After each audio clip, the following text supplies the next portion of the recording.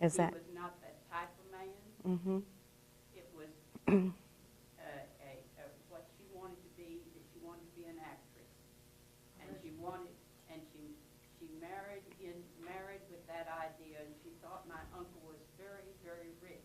He was just starting his work and everything. Mm-hmm. She brought her family in and wanted her family to be fed and nourished by my uncle. He could not do this, and she ran up all kinds of bills all over the county, and he had a time paying for them. I don't doubt that. I don't doubt that she did that. I think when she ran off from the marriage in 1914, of course this was when they were living in Corpus Christi, she bought herself some beautiful clothes and charged them to him in a Corpus Christi department store. But she didn't have a lot to say about him. But he did not injure her in any way. If you knew him, you would know that he was a very quiet, very subdued person, and this was just a figment of her imagination. Well, she didn't say much about him, to be honest with you, except she said she feared for her life because she kept that marriage a secret. She didn't want people to know about those early marriages, and the next two, the ones that lasted just a few months each and took place in Tarrant County and in Dallas, she didn't tell about either. She sort of collapsed all those three marriages into one, and if she had anything to say about it, she would say, oh, well, those early marriages just escaped my attention. But what I based my description of John Kuntz on, and he was very young when he married her, and I assume immature. She was certainly immature, and I'm sure she was a flirt and hard to live with. But I uncovered in Dallas the divorce papers, and in the divorce papers, she describes the beatings, and she describes very specifically being thrown down a stairway in Houston and being beaten unconscious with a hairbrush. He signed them. He signed the divorce papers and said that he was guilty of those things. So I have heard from other people that he became a very nice man, had a nice marriage and a nice family, but in 1915 he signed those papers agreeing with the charges. So my evidence was simply objective, external kinds of evidence, and I've long wanted to meet. When she left the marriage, when she just left him, she just left him. Oh, yes, she did. She did not divorce him or anything. It took No. years before they gave her. And No. he probably just signed the papers, never even reading what all he put on the paper. Well, I hope that's not the case. That's always dangerous not to read the fine print. I know that. But You want out of marriage. When you got out of a marriage like that with all the family coming in, she brought her family into him to support also. He could not possibly do that. well, of course not. Now, the city directories that covered the years of their marriage don't indicate that any of the Porters lived with them. They lived in apartments above drugstores and such places, and she may have had that idea. She may have thought, Having to support, if Well, she wanted him to support them. the evidence doesn't really suggest they ever lived with them. And Harrison, her father, Lived with them, he still could have had to Support them. You Oh. know, she demanded that because she thought he was so wealthy. And he was Well. just starting out. well, I don't know. He was 19, I guess, when they met, 20 when they were married. She was 16 when they married, and that was in 1906, and the marriage lasted until 1915, but she didn't run off, she didn't bolt from the marriage until 1914. And when she ran off to Chicago, and she got a job, briefly as it turned out, with the Chicago Tribune, and the editor there sent her to the S&A studios on the outskirts of Chicago to write a article about a movie that was being produced.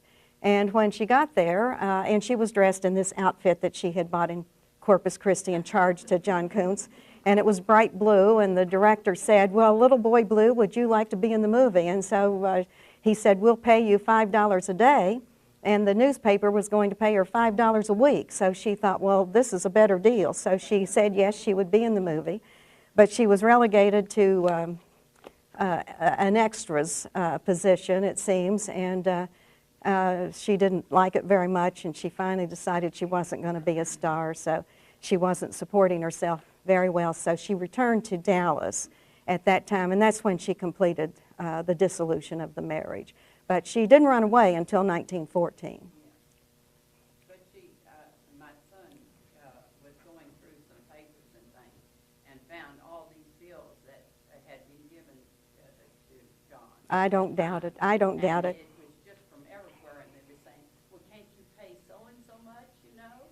And he wasn't, she just imagined that he was a millionaire at the time. And so she just threw money away. Well, he was 19 years old, and he worked for the Southern Pacific Railway. It's hard to believe she was so dumb to think he had that much money. But in any case, I would love to meet more of the Kuntz family. I would love to see any documents, any papers or photographs you have. I've always been interested in hearing more from that side of the family. Yes? How did you come to study, Katherine?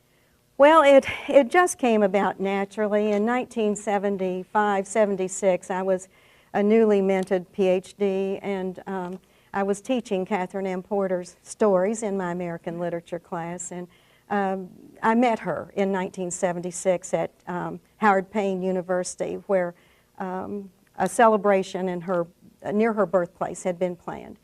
And there was so much work to do about her because people didn't know much about her life, and there hadn't been really any critical books written about her that were very thorough at that time, 2 or 3 very small books. And it seemed like such an exciting area of research, and there was so much to be done that I shifted gears. I'd been working on Henry James, and so I started researching and writing my first critical book. And at that time, I wasn't interested in writing a biography. I just kept gathering her works and doing editions and writing other critical books. And then in the early 90s, I began to find errors in the existing biographical record and also gaps.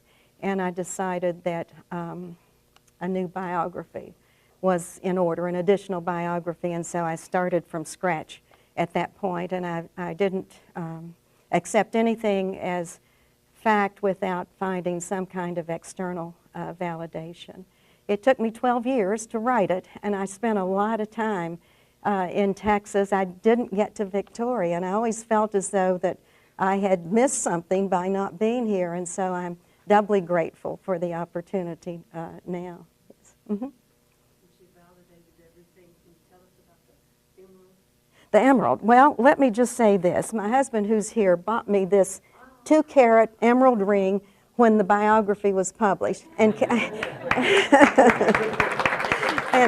and Katherine Anne's was 22 carats. So I like to hold this up and say, envision, if you can, something that was 10 times that big. And the sad thing was, the emerald was her birthstone, and her birthday was always very special to her. She always celebrated it and acknowledged it, and she always wanted an emerald from the time she was a little girl. And so when she had the money, finally, with the publication of Ship of Fools, it was the first thing she bought. It was sold, someone asked me yesterday whatever happened to it. In her last years, the money ran out. She was terrible with money. She wasn't a good manager. She splurged, and she gave money away and didn't manage it. Let's just summarize it in that way. And so her nephew, who was her guardian by then, had to sell it to help pay for her keep. And he said, and he's still living, incidentally. He lives in Houston. He's up in years, about 90 now. But he provided so many of the family papers and photographs to me. But he said that when he sold it, that it hadn't really been worth what she paid for it. She didn't get that pure emerald that she thought she did, but she loved it. She wore it as everywhere she could for as long as she had it, and she lived about 18 years after Ship of Fools, so she got to flash it around a good bit. What year did she die? She died in 1980, born in 1890 and died in 1980, so 90 years old.